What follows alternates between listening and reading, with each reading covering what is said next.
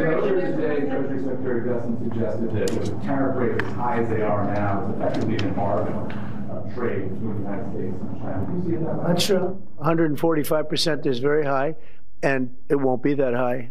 It's not going to be that high. It got up to that. We were talking about fentanyl, where, you know, various elements built it up to 145. No, it won't be anywhere near that high. What level do you think it'll come down to if you have it? It'll come down substantially, but it won't be zero. It used to be zero. We were just destroyed. China was taking us for a ride, and just not going to have. It's not going to happen. We're going to be very good to China. Have a great relationship with President Xi, but they would make billions and billions and billions of dollars a year, and they would build their military out of the United States and what they made, so that won't happen. But they're going to do very well, and I think they're going to be happy, and I think we're going to live together very happily and ideally work together. So I think it's going to work out very well. But no, it's at 145%. It will not be anywhere near that number. This is my video update on this Wednesday, midday, April the 23rd, coming to you from Limassol, Cyprus. Let's talk about some news.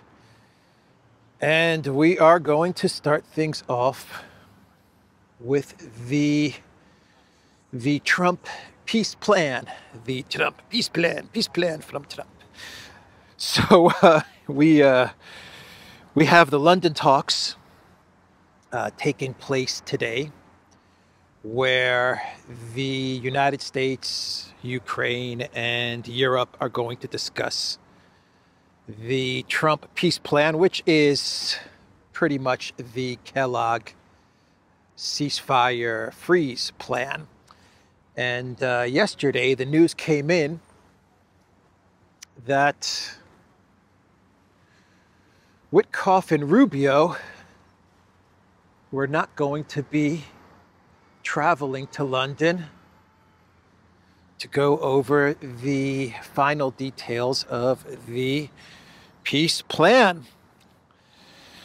So Kellogg is the only one who will be traveling to London, which makes sense because this is his ceasefire plan. Rubio and Witkoff, they canceled.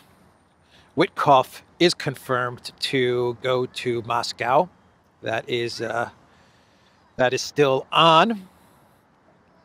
And after the news came in that Rubio and Witkoff were not going to be going to London, and it was only going to be Kellogg, the European leaders, they also pulled out, as did the Ukraine foreign minister, whatever that guy's name is. Anyway, he's going to travel to London, the Ukraine foreign minister, but he's going to skip the talks for the peace plan, and he's going to meet instead with UK foreign minister Lammy.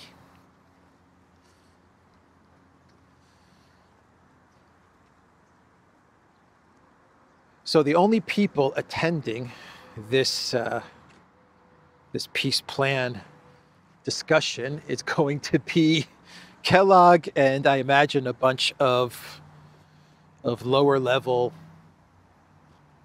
Ukraine and US officials. I'm not sure, is Yermak going to be in London or is he also canceling? What an L for Kellogg.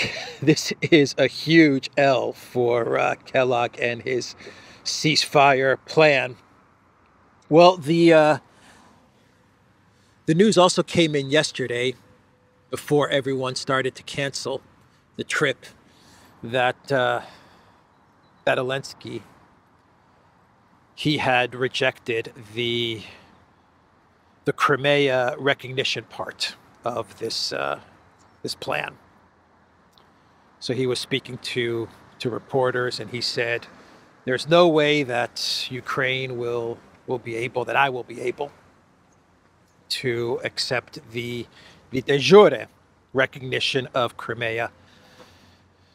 He said that's impossible. It would go against the Ukraine Constitution. He's not in favor of the United States recognizing Crimea. So once he made that statement, he also said that he insists on having the door open for NATO as well. I believe he said that during his press conference as well. Anyway, he made all of these statements, and then Witkoff pulled out, which, to be quite honest, is not such a big deal if you ask me.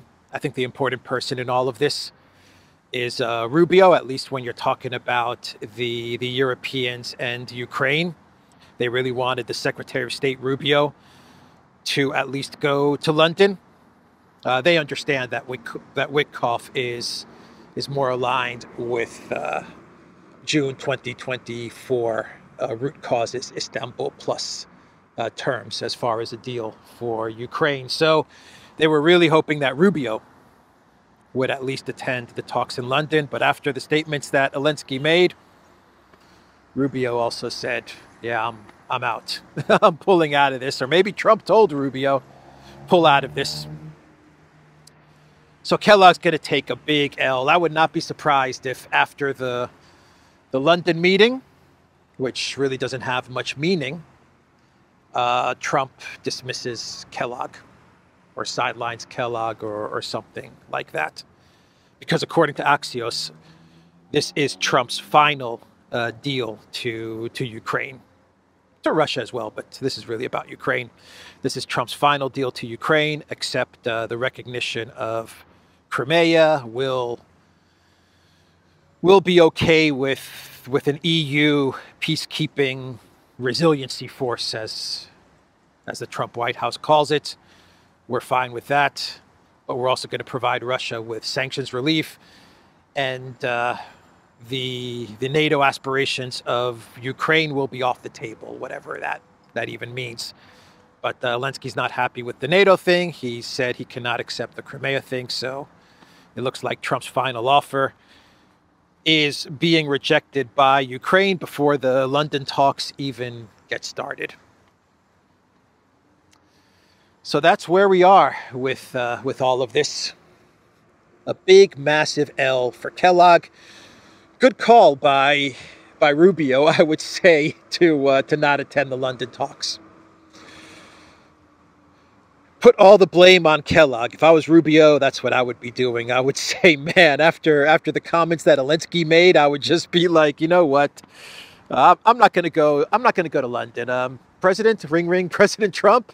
Yeah, Marco. Yeah, Marco Rubio, little Marco. What's up? I'm not going to go to London. Is that all right? Yeah, that's cool. Put it all on Kellogg, man. Put it all on Kellogg. He's going to take the L for all of this. I said in a video a couple of days ago, I threw it out there and I gave it a very low chance, very low percentage. But I said, what if all of this Kellogg ceasefire plan was just one big fake out by the Trump administration? Maybe this is their way of presenting such a ridiculous plan. Trump saying, okay, just go with the Kellogg plan. I know it's going to get rejected by Russia. Most likely it'll get rejected by the Green Goblin, but then I'll have my excuse to walk away from Ukraine. Or maybe this is a misdirection. I said this in the video. Maybe this is one big misdirection to get everyone focused on the Kellogg ceasefire plan, while Witkoff actually goes to Russia and the U.S. just continues to normalize relations with Russia, with or without a deal in Ukraine. So maybe that could be what's going on. I don't know. Maybe. I think I gave it a 1% chance when I was talking about this. So let's bump that up. Maybe what's going on is a misdirection, or presenting such a crappy plan that it gives you the perfect excuse to walk away from all of this. Let's bump that up to, I don't know, let's say 20%. 20%. I think that's fair. So the Financial Times, in a panic, seeing what's going on, the FT, they posted an article yesterday with the title, Vladimir Putin offers to halt Ukraine invasion along current front line U.S. floats recognition of Russian annexation of Crimea as peace plan efforts continue. So the FT, they reported that during the St. Petersburg meeting a couple of weeks ago between Witkoff and Putin, that Putin had hinted to Witkoff, according to sources familiar with the matter. This is what FT is reporting. Sources familiar with the matter told the Financial Times, those sources familiar with the matter, they're always to be trusted. They told the Financial Times that Putin had hinted to Witkoff that he would be okay with freezing the conflict and moving back from, according to the Financial Times, the maximalist demands from Russia, which is that the entirety of the four oblasts are recognized as part of the Russian Federation. He would be okay with just freezing the conflict along the current contact line and stepping back from the demand that the entirety of the four oblasts are part of Russia in exchange for some sanctions relief and for the de jure recognition of Crimea. That is what the Financial Times reported yesterday, according to people familiar with the matter.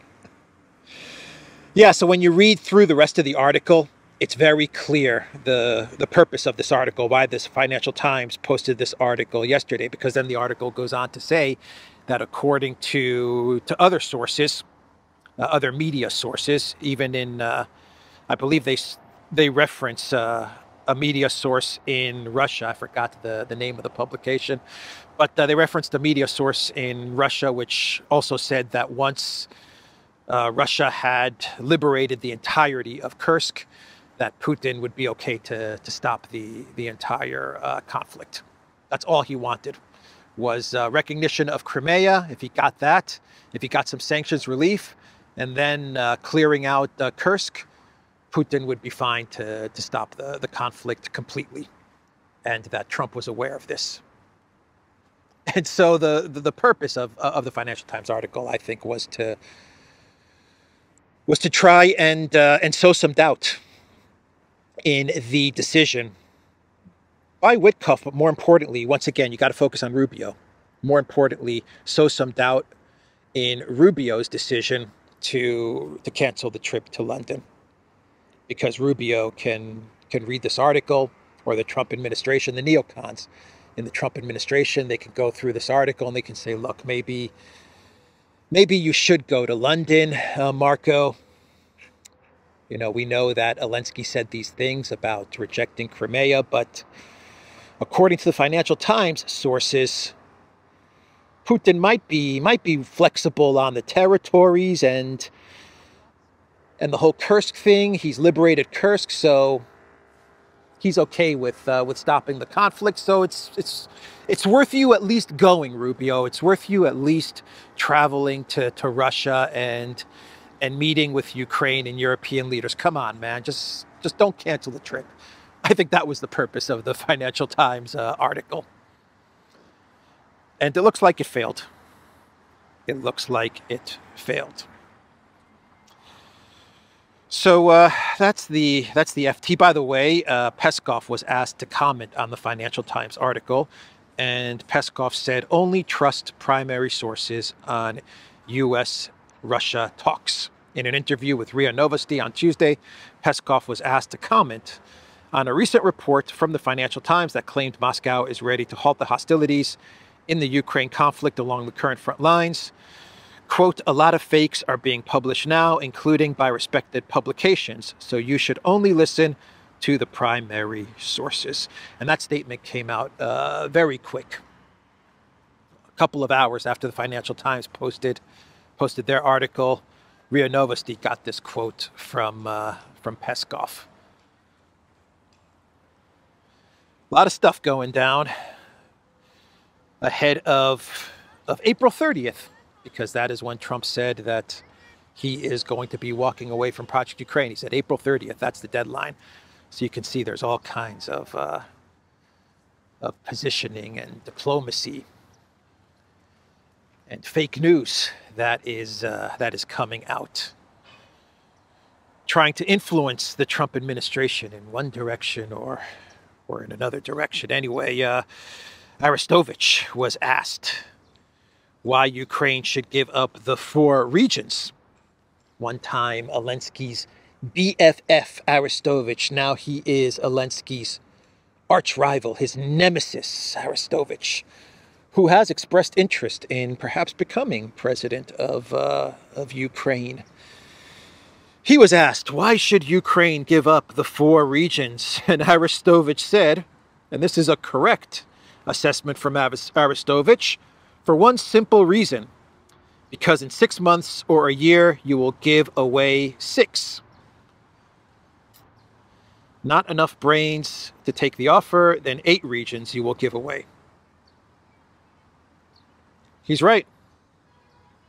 He is right there. If you don't accept the 4 regions, then in 6 months it will be 6 regions. In 1 year it will be 8. And who knows if Ukraine will, or what Ukraine will even be after 1 year. That was Arestovich's statement. So I think that's everything with these London talks that have turned into a massive failure, of which Kellogg will definitely take the blame for all of this. I would not be surprised if this is one big fake out. Witkoff going to Moscow, continuing the normalization of relations, while Kellogg is in London talking to some lower level officials and technocrats.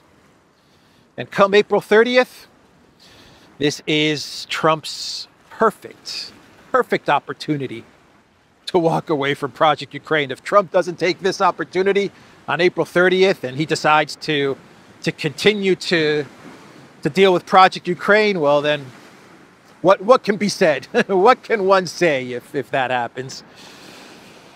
Anyway, let's talk about the Pope's funeral, which is taking place on Saturday, because Trump has confirmed that he will attend the funeral of Pope Francis, as has Ursula von der Leyen.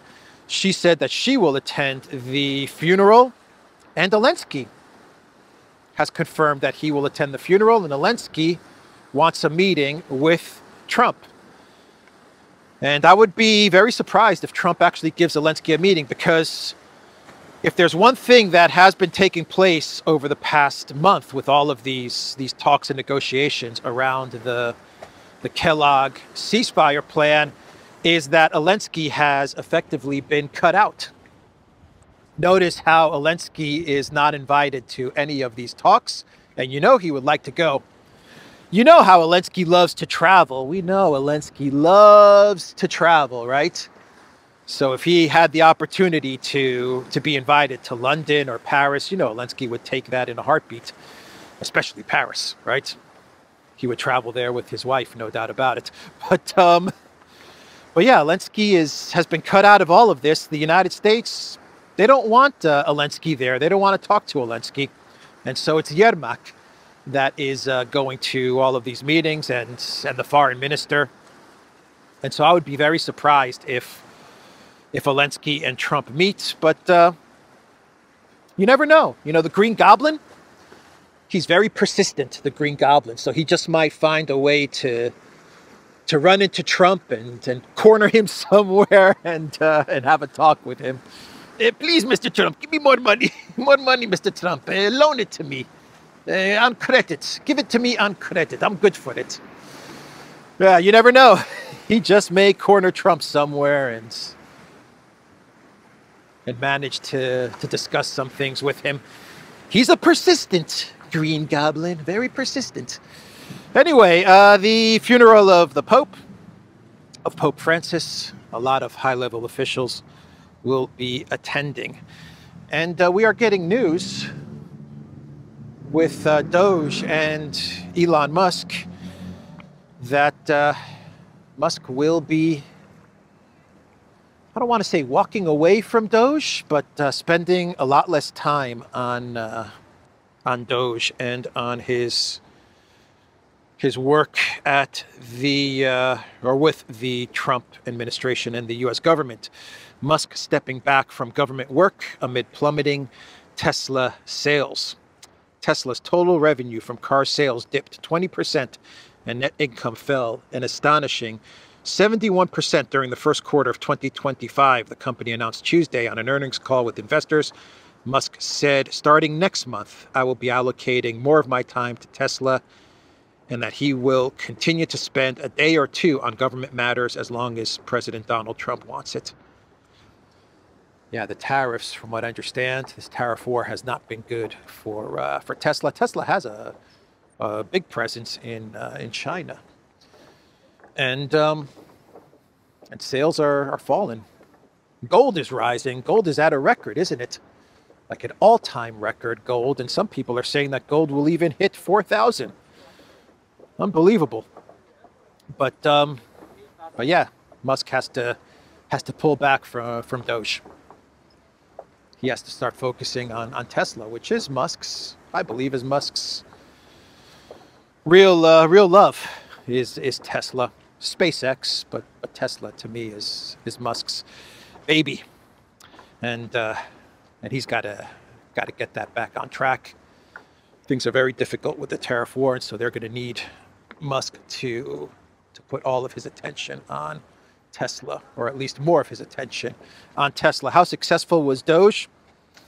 I think we're getting mixed reviews. They wanted to cut $1 trillion. Now they've scaled that back to a couple of $100 billion in savings. It's better than nothing, but it's not the $1 trillion savings that they were hoping for. Anyway, we'll see in the next month exactly what Musk's role will be in the Trump administration, if any. He may just kind of fade out of the Trump administration and get back to running his various businesses, especially Tesla. So there was an attack, a terrorist attack in Kashmir. I'm not sure what happened. I haven't been able to catch up to this story, but a lot of people were killed in this terrorist attack. I believe over 27 people who were holidaying, from what I understand. And there was a terrorist shooting.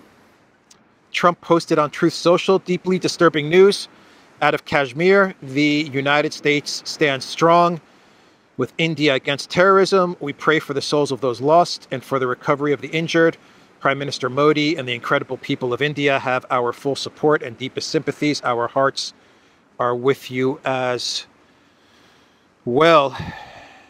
And Putin also expressed Russia's condolences over the deadly terror attack in India. Please accept my deepest condolences on the tragic consequences of the terrorist attack near the city of Pahalgam, the victims of which were peaceful people, citizens of various countries, Putin wrote in his message published on the Kremlin website.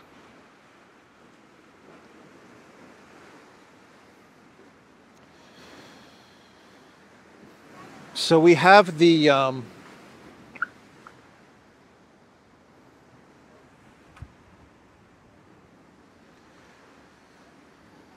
okay, it's foam. Oh, it's just foam. Okay. So we have the photo, the painting that was presented to Witkoff when he visited Putin, the painting of Trump that was given to Witkoff, a gift from Russia, from Putin to President Trump. We now have that painting, so I'll put it up on the screen so everyone can see the painting by a famous Russian artist, which Trump was touched by. That is a statement from the White House. And here is the painting, the Fight, Fight, Fight painting. So that was published the other day. I believe CNN published, was the first to publish the picture of the painting that was presented to Trump by Russia. So let's do a clown world, and we can wrap this video up. I think I got most of the news for the day covered on this Wednesday midday.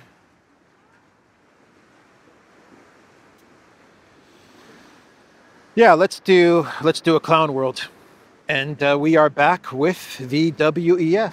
The WEF making a lot of clown worlds the past couple of days, and this one's a good one. This one's juicy. We got some grifting, allegedly some grifting going on in the WEF with Klaus Schwab and his wife. Eat them bugs. Eat them bugs. So the allegations, and these are just allegations, are that whistleblower, by the way, whistleblower allegations in the form of a letter. The allegations are that Schwab and his wife, that they took WEF money and they used it for personal expenses and for luxury travel, hotel massages and stuff like that. These are the allegations, and these are just allegations against Schwab and family. The Wall Street Journal is reporting World Economic Forum opens new probe into founder Klaus Schwab. Founder quit after board moved to investigate whistleblower allegations, which he denies, including the use of luxury, property, and travel. Man, I can't believe this. I cannot believe this. I thought that Klaus Schwab was a pretty stand-up guy. I'm shocked. I thought he was a pretty honest, stand-up dude. I'm shocked that he might. The allegations are that he used WEF funds for personal reasons. I don't know. I just can't believe that. Klaus Schwab would never do such a thing, would he? Come on, man. I'm shocked. I am absolutely shocked. I'm taken aback by this whistleblower allegation, of which Klaus Schwab said that he denies, and he will fight in a lawsuit. He argued against the investigation, according to the Wall Street Journal, telling board members that he denied the unsubstantiated allegations and that he would challenge them in a lawsuit, the people said. So I wonder if this has anything to do with his resignation, stepping down as the chairman, the founder chairman, the chairman of WEF. That's what he stepped down from. And now we have a new interim chairman, the Nestle CEO guy, who doesn't believe people should have the right to water, right? That's what he said in a speech in 2017. Because Nestle sells a lot of water. You should pay for water. Water should not be free. Come on, man. Yeah, so what did this whistleblower allege? It included allegations that Klaus Schwab asked junior employees to withdraw thousands of dollars from ATMs on his behalf, and he used forum funds to pay for private in-room massages at hotels. It also alleged that his wife, Hildy, a former forum employee, scheduled token forum-funded meetings in order to justify luxury holiday travel at the organization's expense. Those are the allegations from a whistleblower. Do you guys believe these allegations? I don't. I don't believe these allegations. No way, man. Not Klaus. Not Klaus Schwab. He would never do such a thing. Oh, man. All right. That's the video, everybody. The Duran.locals.com. We are on Rumble, ODYSEE, BitChute, Telegram, Rockfin, and X. Go to the Duran shop. Pick up some merch, like what I'm wearing in this video update. The link is in the description box down below. Take care.